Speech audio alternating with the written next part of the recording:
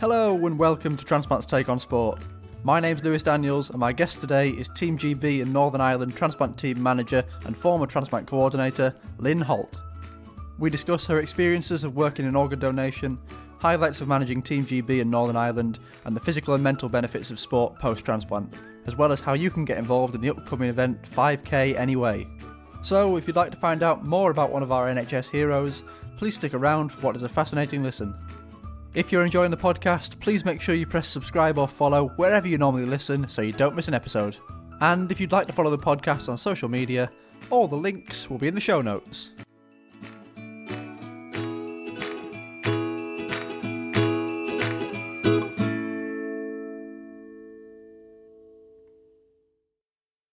Lynne Holt, welcome to Transplant's Take on Sport. Hello there. Good morning. You've played a key role in the lives of so many people over the years, so many transplant patients. So, what was it that led to you becoming the first clinical transplant coordinator in the UK?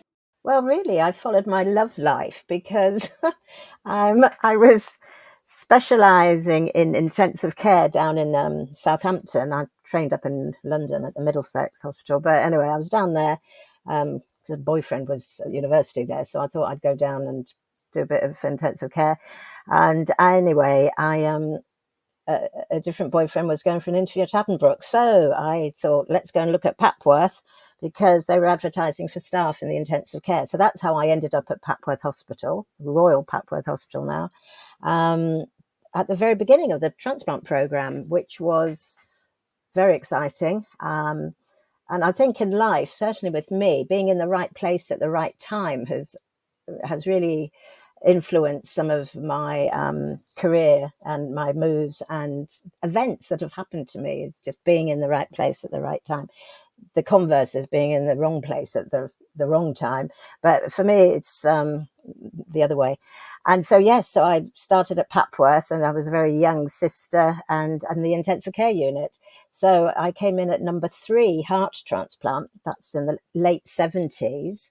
And it's a good job you can't see me really on this podcast because you think I'm a right old wrinkly, but you might be right. But anyway, so I got into transplantation in the early years, which was amazingly exciting and challenging. And working with the pioneers of transplantation, we had Roy Kahn down the road, who was the liver transplant and pancreas transplant. He's the guy who started all of that. So, we're all working closely together in the early days.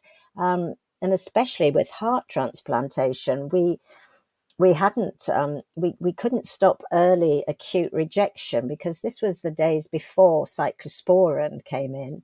And we used to see sudden acute death after 6 hours of being happy and chatting with a normal blood pressure.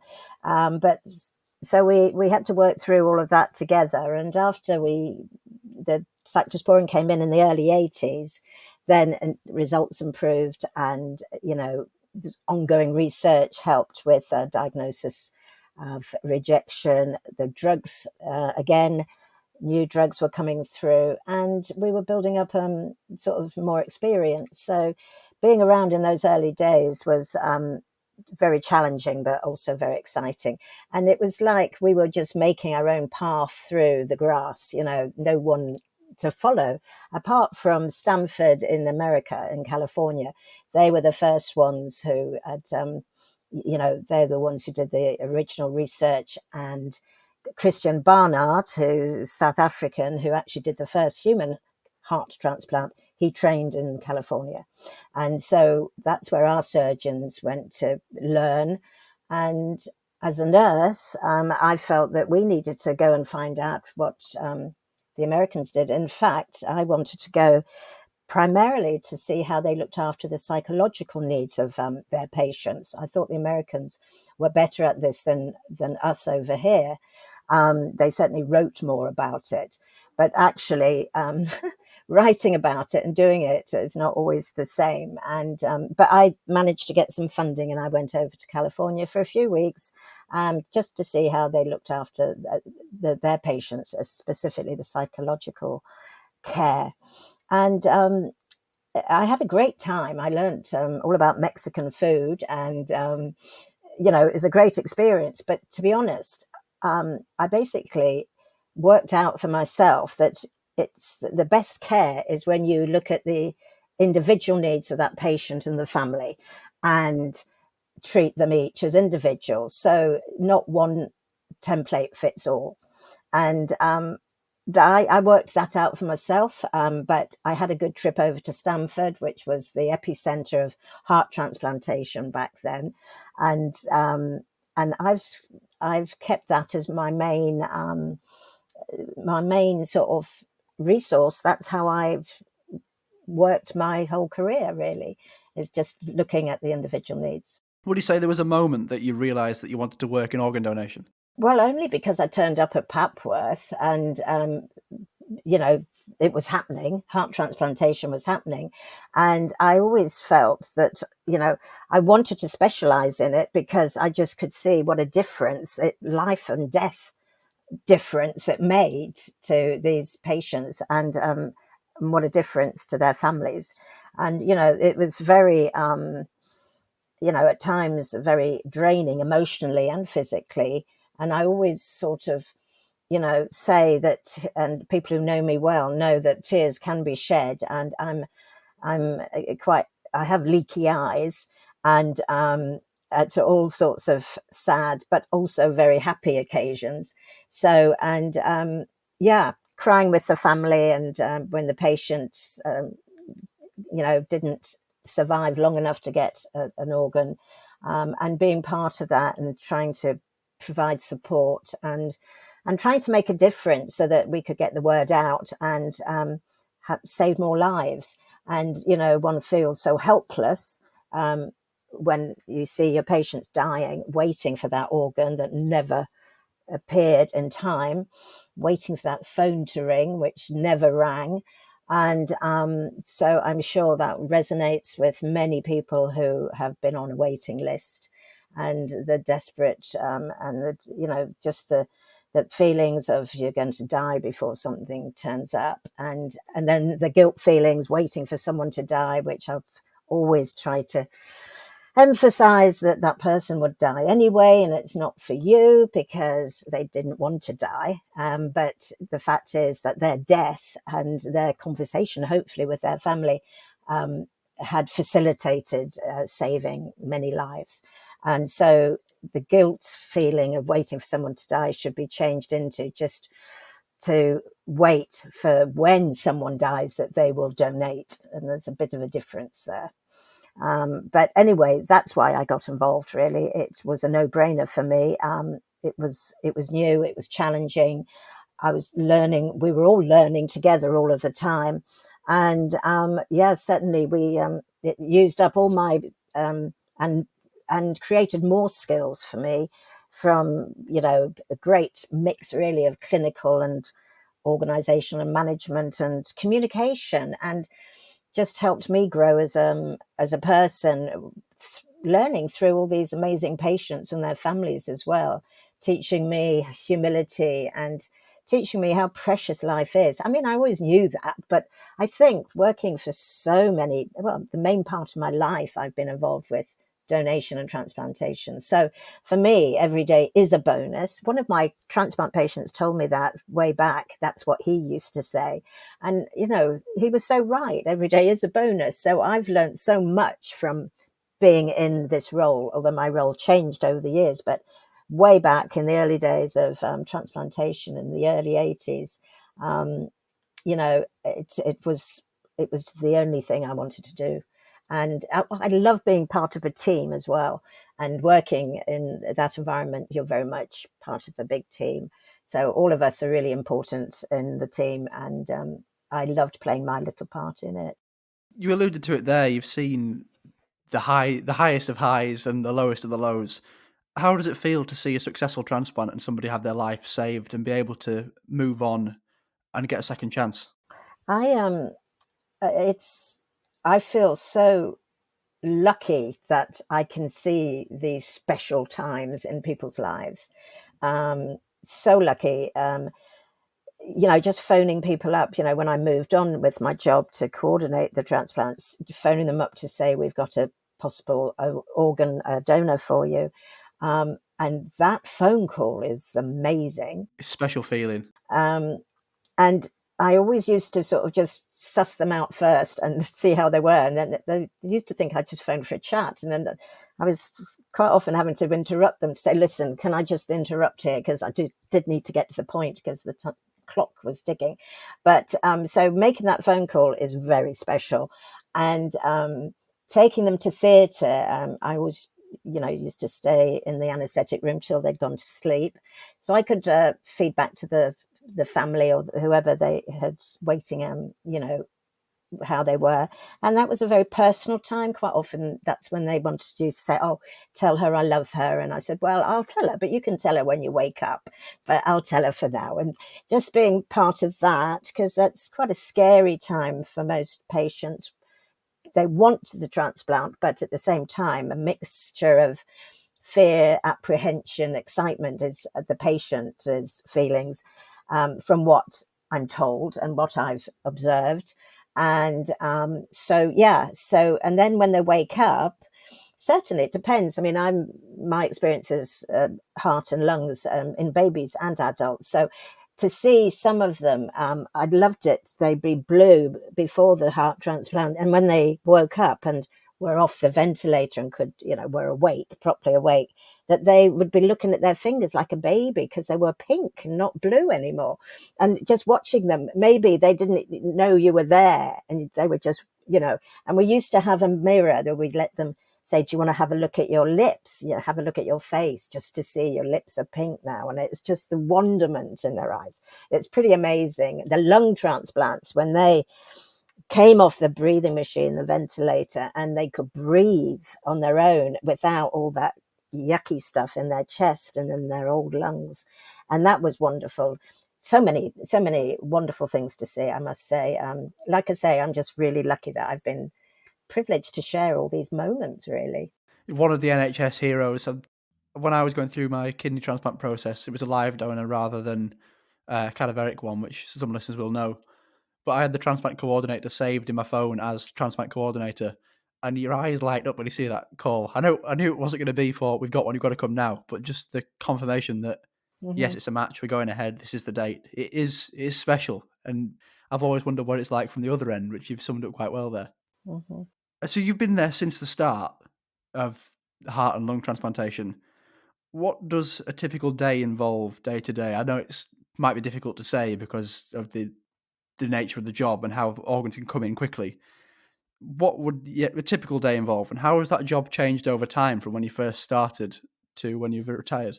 Well, once I moved up to Newcastle, which was in the late 80s, at the end of 86, I came up here to help them set up their heart transplant program. We were the third government's funded centre, after there was Papworth and then Harefield and then Newcastle.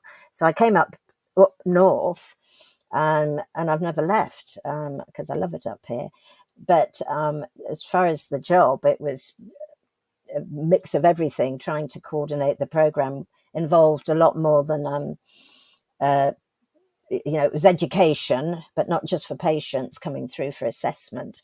It was really just, I suppose, being part of that whole transplant journey, which started from the referral of a very ill patient needing assessing to getting them through, making contact, having them in, being part of the decision making, whether they could have a transplant or not, whether it was safe for them or not, and then listing, keeping in contact on the waiting list, which could be days or years, and keeping in contact with that family and the patient through the whole journey till either they got their transplant and afterwards, or if they died waiting.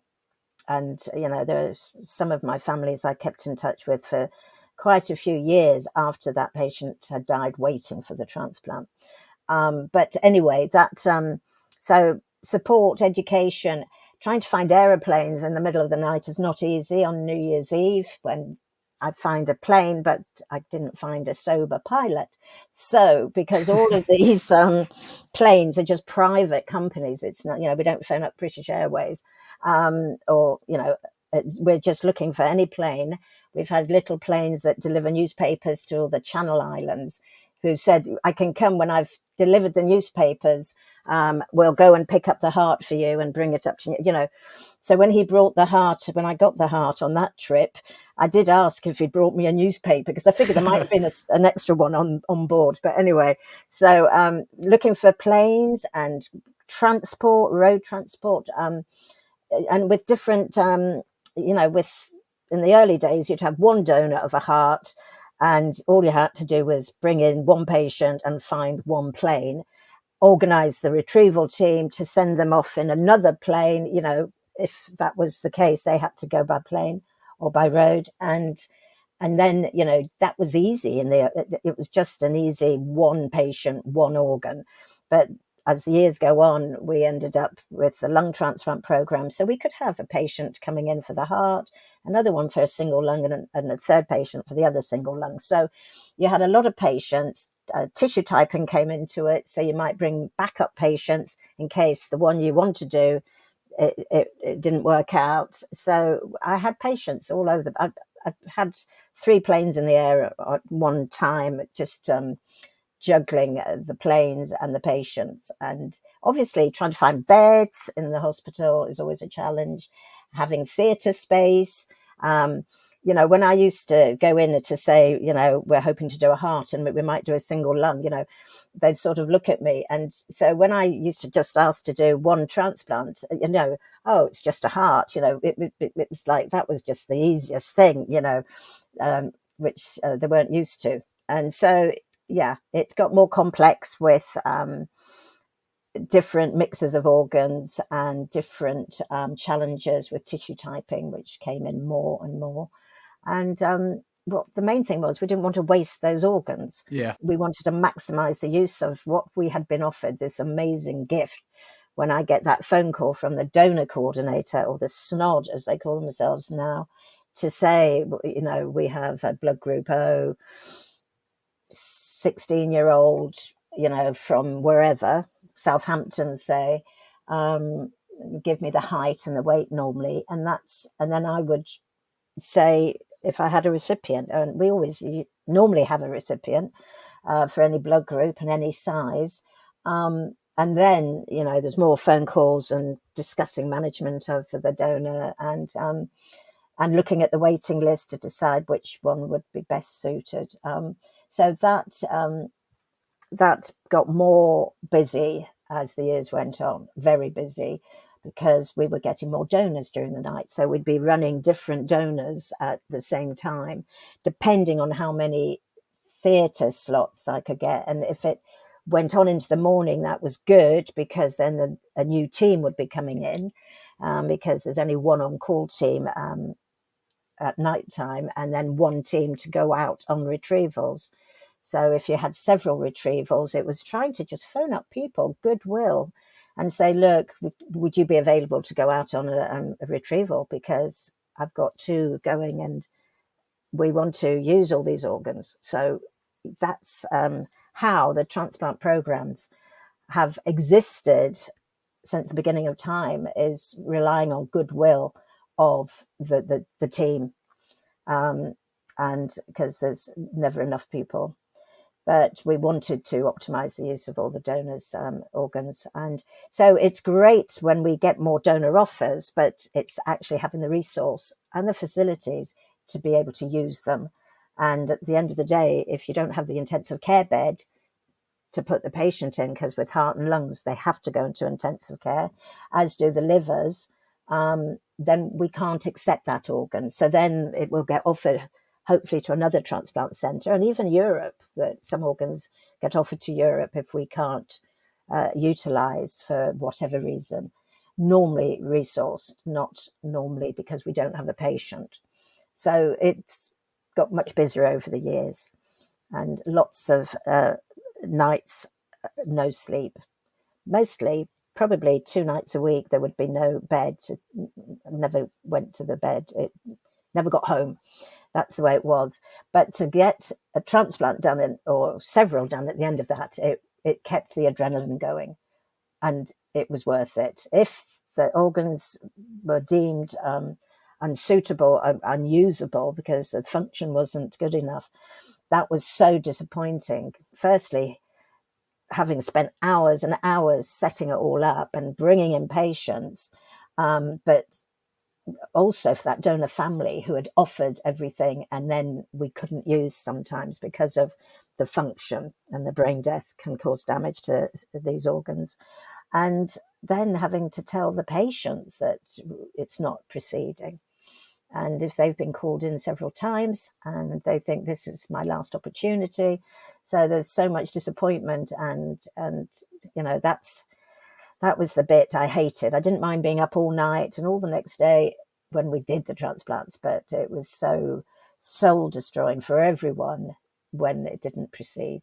It sounds like a busy and stressful job that requires unbelievable organizational skills and determination. And you mentioned sometimes not being able to go to bed or get home. Mm-hmm. What did you do to switch off and relax?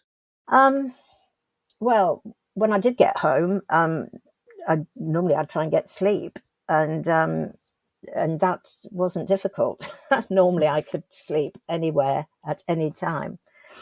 I have four children. They're all sort of 5 years and to baby, so 4 children, 5 years and under. So those kept me busy when I wasn't working. And I think that probably helped, and a bit of wine occasionally, a bit of exercise, socializing, all the things everybody does to relax. And I used to have to cram everything into the short time I had. So I would never say no to anything. We did, I've always probably, overdone everything in every extreme because I could. Yeah. So over the course of your career that has spanned, is it 35 years as a transplant coordinator? Yeah, maybe if that's what you say. Yes, I I think think it's so. on my notes down here somewhere. Yeah, I was. Yeah, yeah. Well, I'm retired. I've been retired 5 years plus. So yeah, I think I was in the NHS for about 41 years total, and most of that was transplants, really. So, Over those years, what would you say are your career highlights? oh, my career. Well, I think being around for all the firsts, when we did the first heart lung transplant at Papworth, that was amazing. We didn't know she was going to breathe when we took her off the ventilator. And then in Newcastle with the first baby heart transplant. She was the first successful baby heart transplant. She wasn't the first baby heart transplant, but the first one to survive in the country, Kaylee. And then we did double lungs, and that was, every new procedure was really exciting to be involved and be part of it. So I think those are all things which I will remember and cherish for a long time. I mean, there's various different, a lot of professional stuff going on, and presentations, quite a bit of travel involved, meeting others from around the world. I was at a conference somewhere, and I remember that bunch of Chinese coordinators talking about how they used to have the prisoners and shoot them, and then they would take their organs.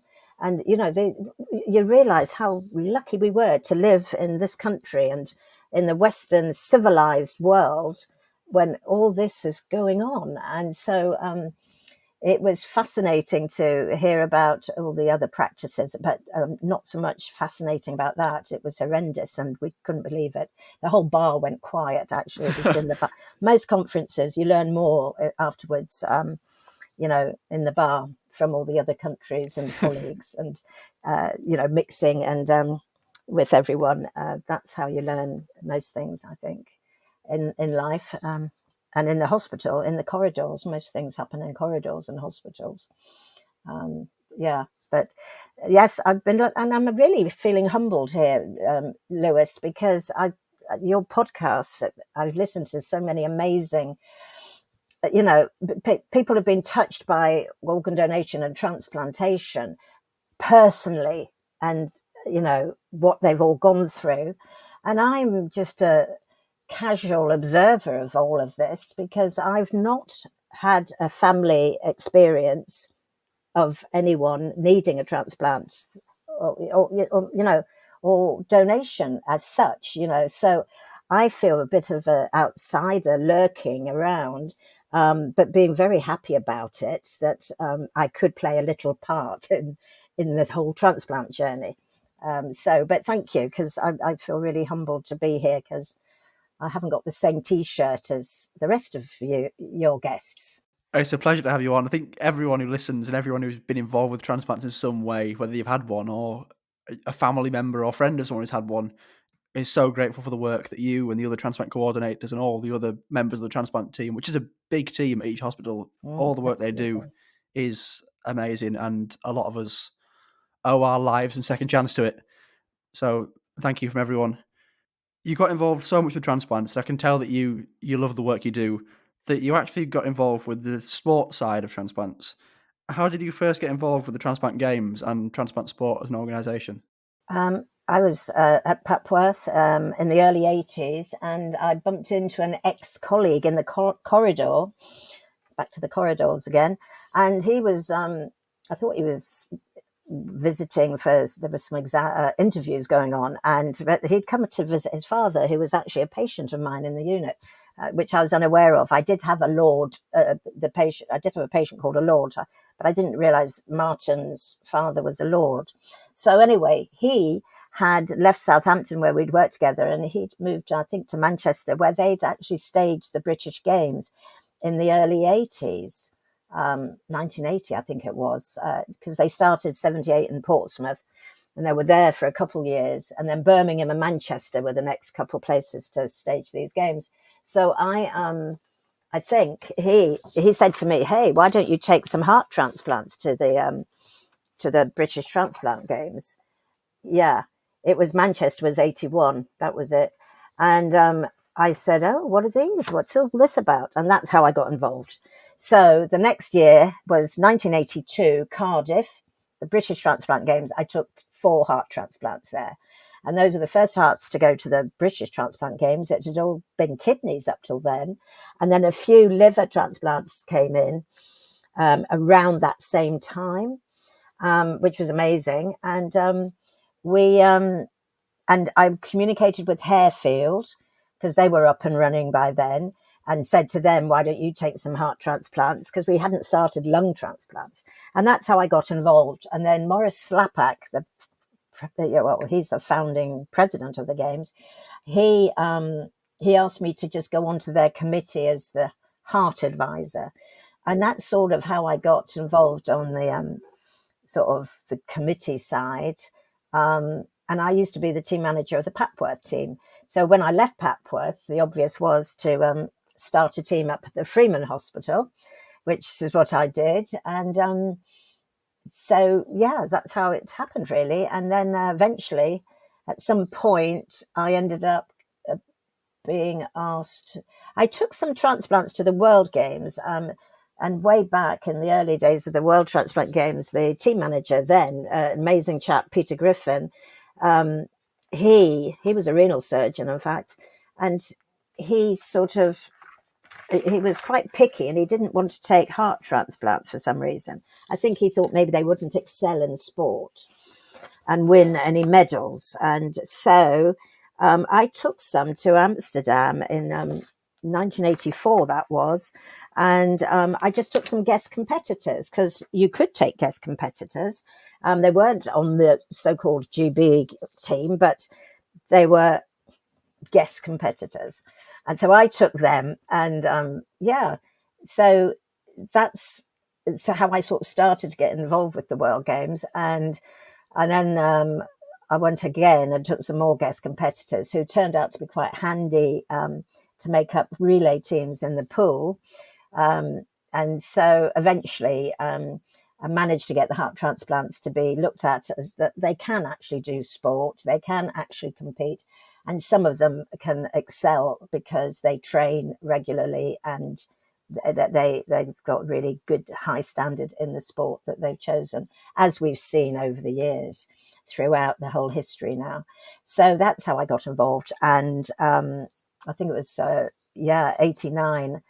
I was the assistant team manager for the team, and that was Singapore. I just had my first baby. She was 6 months old, so I had to take her with me, and that was fine. And my mother came and looked after her while I helped manage the team, which was tiny compared to the team sizes that we have now. And now we have more diverse organ transplants involved, and because back then it was mainly kidneys, with a couple hearts thrown in and a couple livers. But obviously now we know we have small bowel transplants, we have bone marrow transplants now, we have the pancreas, kidneys, as well as the double lungs, single lungs, etc., and routine kidney and routine hearts, because so we've added lots more. And now we include live donors and deceased family donors as well. So, that's opened up events, not just at the British Games, but at the Worlds as well. So, yes, many changes over the years, but all good to promote awareness and publicity, because every single transplant person has an amazing story to tell, and it's getting those stories into the press, which sometimes is not easy, but they certainly, over the years, that has improved. And that's my reason really for continuing with this, is that's the way to make a difference, is to get the message out. And the only way to get the message out is to have people know what's going on by whichever means, whether it's radio, TV, the written word, or podcasts. It's nice to hear how much it's grown over the years and how more people have come together as this big family to help raise awareness for organ donation, which is key. And you always hear that's the reason behind it. That's why we're doing it. Make more people aware of it. And I think the media and press side is working, because I first heard about the Transplant Games it'll have been, I think it was 2018 or 19. It was before my transplant. But my grandma had seen coverage of it on TV. I think it was it in Newcastle around then? 2015, we had it in Newcastle. I'm trying to think where it was. Well, we've had it in Newcastle several times, British Games, but we had the World Games in 2019 in That's the Newcastle. one. Yeah, so the Worlds were in Newcastle. So was that your auntie who saw that? My grandma saw it on the news. Oh, your grandmother. There's coverage of the World Transplant Games in Newcastle. And I said, Yeah. "Oh, what do you think about doing this in the future?" And it's something I'm hoping to do once we're allowed to do it again, and get outside, get involved. It looks like a great event to be at. Yeah. So the next big event for all our transplants who have come through since 2019, it's certainly, hopefully, we can be encouraging all of the transplant units to get them to come to next year's British Transplant Games, which will be in Leeds. We've missed last year and this year, although there will be some satellite events later this year, which is, we've always had satellite events, but there's, that's going to be released fairly soon, that information by the end of this month, to the dates and venues and the sports to satellite, which will be a safe way of getting back to seeing people. Once we're allowed to see people, that's all very well, but there's many people who have not left their homes and are finding it very scary, the thought of leaving home. So we're hoping by the end of the year, with vaccinations, everyone's hopefully had their vaccinations, and infection rate hopefully has dropped or continues to drop. And we just a small satellite event with one sport. So it's just, it's not a big crowd of people, but it's one sport, probably outside to begin with, those sort of sports. And then people can come and go the same day.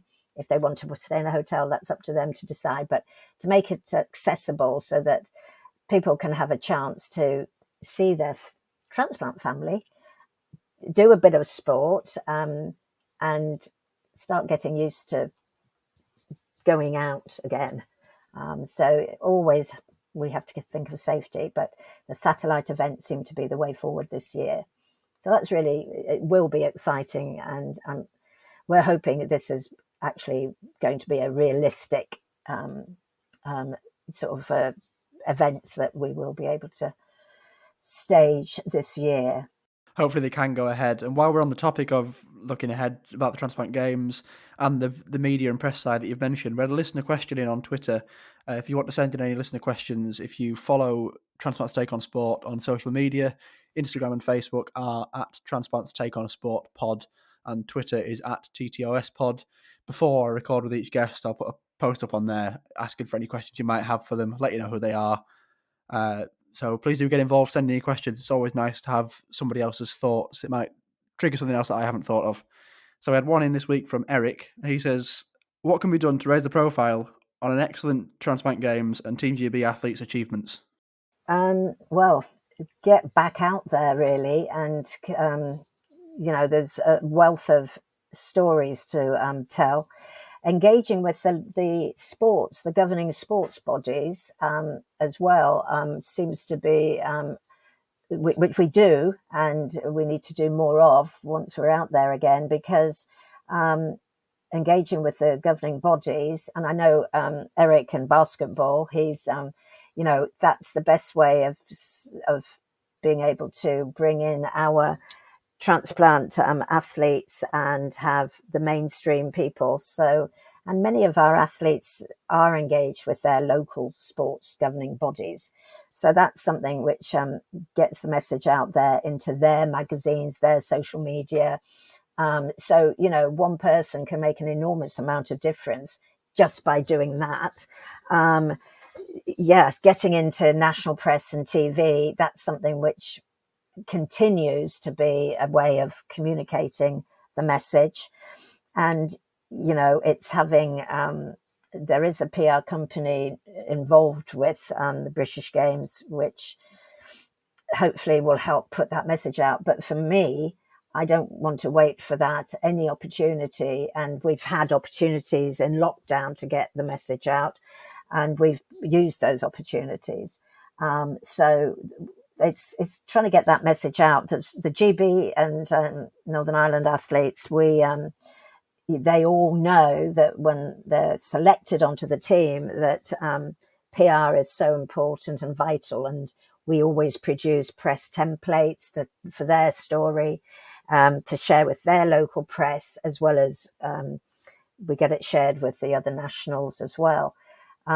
Social media is great, but if all your friends are sympathetic anyway towards transplantation, it's going out and beyond your own and sharing it with the non-transplant family through LinkedIn and Instagram, etc., etc. So, but some people are not keen or confident to tell their story. For me, I think everyone who's had the transplant are the lucky ones, but for me, I'm doing this for the ones on the waiting list, the 6,000 plus on the waiting list. And I do try and remind people that is the reason that we want to have a great team and win medals, is to get the story out there so that hopefully we can help reduce the number of people on the waiting list. It's fine to be alive and to be fit and able to take part in sport, but for us at Transplant Sport, promoting the benefits of transplant is obviously very important, but it's also promoting organ donation. And that's because we have a long waiting list of patients waiting. So that's why we do this. That's why all volunteers are involved, because they want to make a difference. However small difference between us, we can make an enormous difference. I don't know if that's answered Eric's question, but that's what needs to continue to happen. Hopefully that can continue and we can cut the waiting list down and help more people see the benefits that organ donation can have it is amazing what it can do and just restore your life, really. Well, I think you've hearing your podcasts, you certainly had people speaking, as to what a difference sport has made to their lives, and just giving them confidence again and increasing self-esteem. And it's wonderful to see the difference. And certainly when we have our juniors and seeing them sort of transition into the adult age category, and just to see what a difference it's made to so many people's lives and confidence and esteem, just being able to have the support to do things that they've never done before, many of them. So some of our athletes were fit before transplant and very serious athletes, and some of them become enormously fit and skilled since transplant, having never done it before. So, we have grassroots to elite in this organization, and everyone is just as important as the other. It's the being together and the taking part, which really is most important. Medals are great, and they do sell stories. The press like a medal. So medals are a really good way of, and Team GB is not backward in coming forward on winning medals, that's for sure. But for me, if everyone can do their best and they've trained and achieved the best of their ability, then that's amazing that they're here to do that. So you mentioned earlier on that you were the assistant manager of Team GB in Northern Ireland. You then became the manager of Team GB in Northern Ireland. What does your role involve with the team? Well, it's I have to say, when I started volunteering with Transplant Sport so many years ago, I never realised how many more skills I would need to acquire and learn. Spreadsheets. I've never spent so much time on spreadsheets as I have managing this team. So from sending out the letters, because I have to, we don't have anyone in the organisation to do it for us. So sending out the letters and managing all the admin side. There's all the finance side, trying to raise some money. There's admin, finance, sourcing kit. I mean, I'm quite good at delegating, so I have an amazing management team that help. And Barry, my assistant, who has been up till fairly recently, I don't really like to call him that because he's my right-hand man, although he's retiring now. So that's going to be a whole new ball game for me. And so having, we've got junior manager now, we've got young adults manager, we've got coaches, a few coaches, not many. Everybody's volunteering, so they're doing it in their own time. And the captains are the actual transplant athletes. So we managed to delegate for communication. Communication is always the key. I think my day job coordinating transplants has helped me coordinate Team GB and juggle all the balls. And then the medical side of it, trying to make sure they're safe. So I've got 2 medics who also volunteered to keep an eye on the team. But that's an enormous amount of work with all the different medical forms. And and then organising training days. And it's, yes, communication is probably takes the most time. But it's worth it. So, but we do need more help with it. And, succession planning is important. I have put out over the years, if anyone wants to be involved on the management team side, then they need to come and they need to get in touch. And certainly the next World Games are in 2023, hopefully. So we need to raise loads of money for that. And every athlete has to raise their own money. And we do produce loads of templates and fundraising letters, etc., to help people.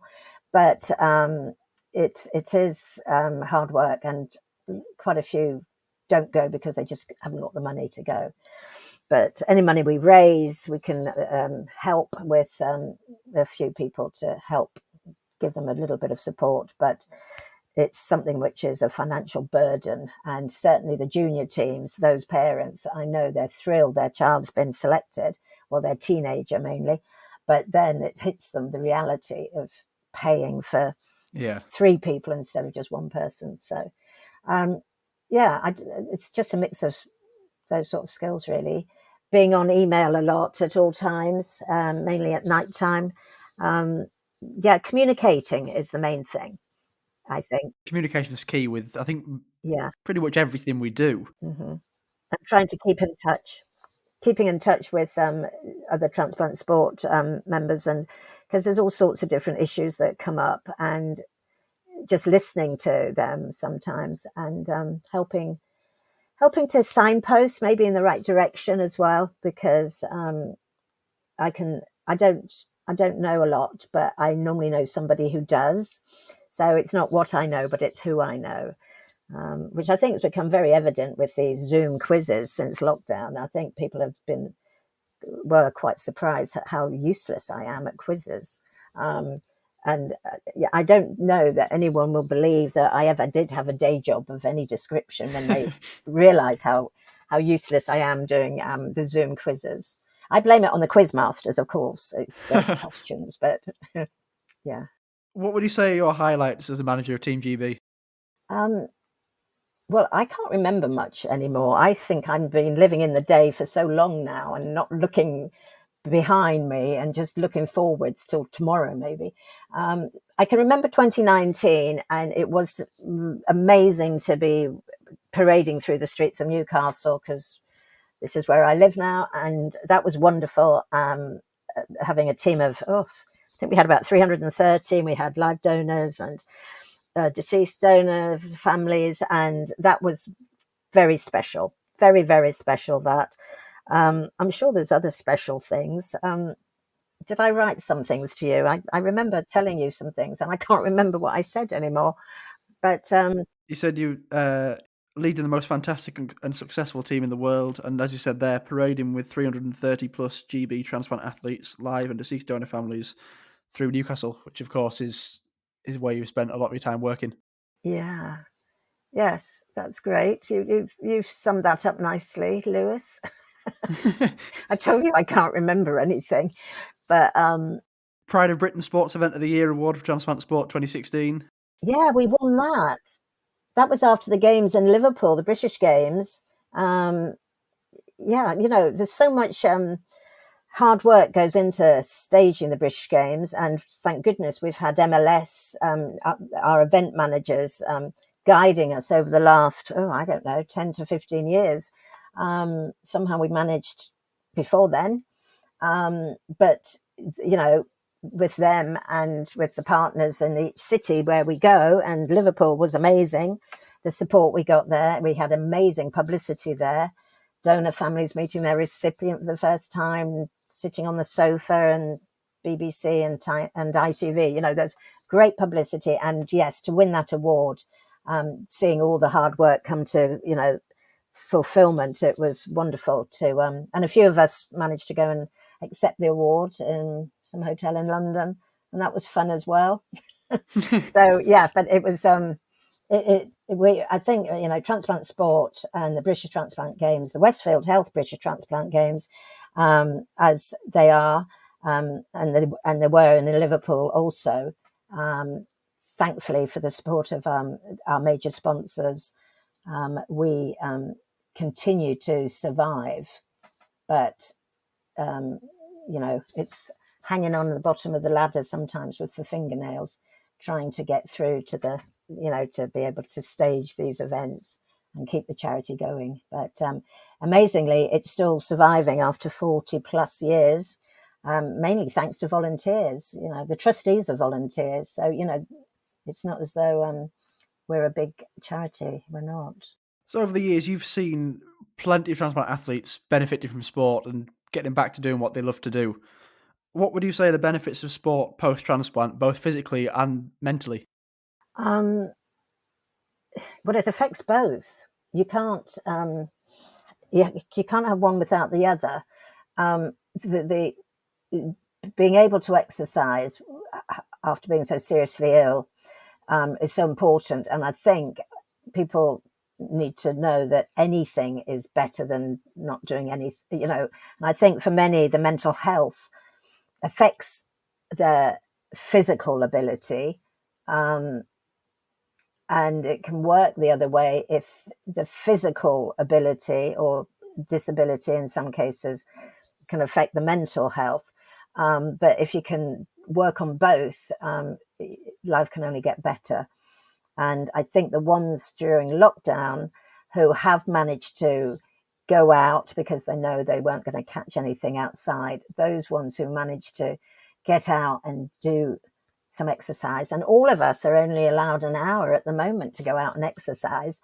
But as long as we do it and just get some fresh air, whichever form, there's swimmers, for instance, bless them, their swimming pools have been shut most of the year, but they've been jumping in lakes and jumping in the sea and, just to get into the water. And it's cold, but exhilarating. So all those people who've managed to do it, I hope for the ones who haven't managed to do it, that they will start to, take baby steps back into having a bit more confidence to do it soon, because it will only get better if people can get themselves outside. And the good weather's coming again. So I think everyone's taken a bit of a beating. And I think mental health issues have got worse for those who had them anyway. And for those people who never had any, they have for the first time experienced a little bit, some of them. But it's talking, and it's always knowing that they can contact. I think the ones who can talk and get it off their chest, that helps than not. And I hope that the transplant sport family have been able to provide each other's support throughout.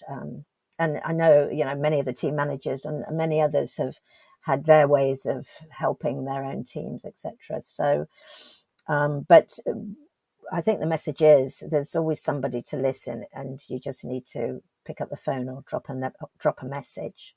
Most of us are available on the social media contacts, and or can be found if people need that. I think you've hit the nail on the head there. It's so important to talk. Kind of over the last year, it's been difficult at times, and talking has helped. It does clear your mind and give you a bit of a blow off, if that makes sense to listeners. And then getting out for even just a walk or a run, or I've been using resistance bands in the house as a bit of an indoor workout sort of thing. It does help mentally. And I can remember last summer when the cases were really low, and when we were allowed to do so, I got out for a couple of socially distanced cricket sessions with a few people. Mm-hmm. And the mental benefit of that, just to have a bit of a hit and bowl a ball and blow off some steam, was incredible. So I'm looking forward to doing that again this summer. I look forward to hearing about the Transplant Cricket Club, to see what you're getting up to next, because that's a great sport to be involved with. And so, and I think there's something going to be going on in Headingley as well, mainstream cricket this summer. So where we've got an opportunity to promote organ donation. So nice. Wow. That's one of the, yes. Fingers crossed. So, yeah. So that the cricketers will get to hear about that fairly soon, I hope. But we've got the 5K because the World Games have been cancelled in Houston. We've all now got the opportunity to do something to aim towards, and the 5K Anyway, which has been promoted on social media, transplant sports sites, but it needs more promotion, is that we can all enter and do anything. 5K Anyway. So, I mean, I'm going to walk it because I don't like running, really. I can jog. But, people can do whatever they want. Swimming, cycling. I don't, they have worked out how many steps and how many kilometers that all these sports can do. And you can compete, or you can just do it to be part of it. So people can enter as part of their team. Where did you get your transplant, Lewis? It was in Liverpool, but I'm now with Sheffield. That's it. I thought Sheffield came into it. So you have a choice of joining the Sheffield team or the Liverpool team. But normally it's quite good to be as local to where your care is, because normally you'll have social get-togethers. Yeah. So being part of a team near you. Some transplants, they're scattered around the country. Some of the heart and liver teams, they are scattered. But the 5K anyway is open for registration, and you can, join as a team. You can make up your own team if you want, but I think having your own team, the British team, the transplant games teams will be good. There'll be a transplant sport team, but otherwise it'll be all the hospital teams as we know it for the British Games. And as we're not having the British Games, I think this is a great opportunity for people. You have to pay, and when don't you? But it's only, it's in American dollars, but it's $25. I think it's about £18 to register. But if you get 5 people registered, you get yours back or something. So Right. Financially, it's not a big cost. You're not having to pay for accommodation or travel. So it's quite a cheap way of being part of a world event and sharing pictures and everything. And there's going to be a big closing ceremony. I'm hoping a few of our lot will be involved. It's going to be at NASA, and I think they're pulling in some various celebs, and so there's going to be a great closing online closing event. So yeah, it'd be great if people want to talk to their friends, because anyone can do it, friends and family.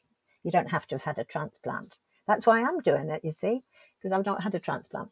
So it'll be good, and it's good for me. It's a good event to look forward to, and something that people can get involved with. Try and encourage their friends, as you said, non-transplant recipients as well. Anyone to get involved. When I found out about it and the fact that you could do it any way you like, my brain went to the strange place that it sometimes does to think of unique ways of doing it. So trying to travel 5K in not exactly a quick time, but different ways. So yesterday I had a look and worked out the distance you'd throw a dart from and how far you'd have to travel to pick it up. And if you're going one way, so one way is 2,110 darts. So if you want to do that, you can throw over 2,000 darts and do your 5K that way. I thought of myself, my garden's about 20 metres and I've got a little cricket feed machine. So I was going to hit the ball to the back fence and walk backwards and forwards to get it and do it that way. That's a good way. So just trying to think of different ways that might be unusual and get creative with it. Well, I think that's a great idea, Lewis, and especially the cricket one, because that's just up your street as well, isn't it? But it's basically anyone can do something and be part of it. And I think that is what's most important here. And hopefully we'll all be together, soon, later this year, in little groups at least. So anything that will motivate us to get a bit fitter, do something, and be part of an enormous world team with everybody doing different things. It'll be great fun. The Chinese, the Hong Kong team, they're amazing. They're so fun, and they were really good in the billion step challenge. I don't know how many did that, but we walked to the moon and back, all of us in the world. We walked even further than that because we kept going, because we haven't reached the deadline. But and that was great fun to see all the different photographs people were posting where they were doing their walking around the world. And so we can see your garden and you doing your cricket, for instance. That would be really cool, because lots of people in other countries don't even have a garden. I mean, I know people in England and Scotland and Wales and Ireland don't have a garden, but, to see green for many of the other countries is very unusual. So it'd be great. Yeah, thank you for mentioning it. I hope people will go onto the website and click the link on the Transplant Sport Facebook even. It's been there. So and get in touch if there are any queries. And Simon Elmore, one of your previous guests, he's been involved with, he's there to help support as well if people have got any queries.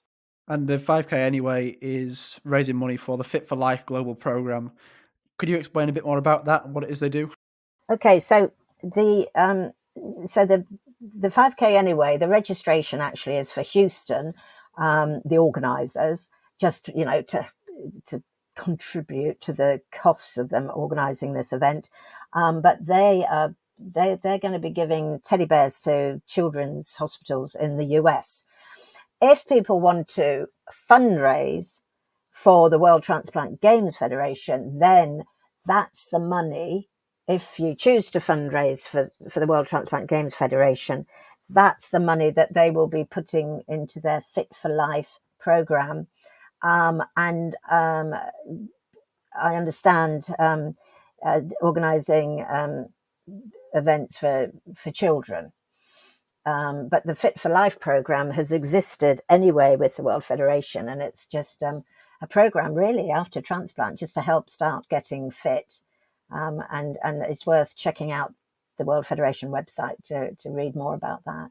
Lynne, thank you so much for coming on today and having a chat. I think people will learn a lot from you with being, I suppose, the other side of the transplant process, the medical side, seeing what it's like for you day to day as you watch people go through life-changing operations. So thank you on behalf of everyone listening for the work you've done over the years and the amount of people's lives you've transformed and helped to change. And thank you for being part of the vaccination team in the current situation. You're welcome. Thank you so much for running these podcasts, Lewis. It's been great. I'm very much enjoying it. Good. One more question before we go. So from, as we said, the other side of the transplant, what's one piece of advice you'd give to someone facing a transplant?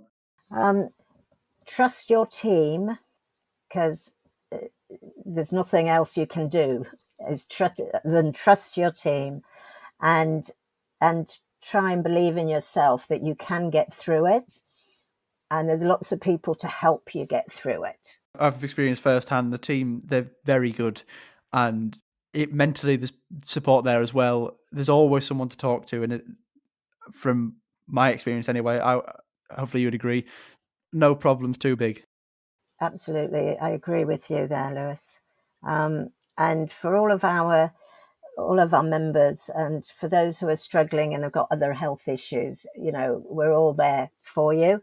And you just have to, as you say, just talk, and someone will be there to listen if you need that. Lynne, thank you so much again. It's been a pleasure to talk to you.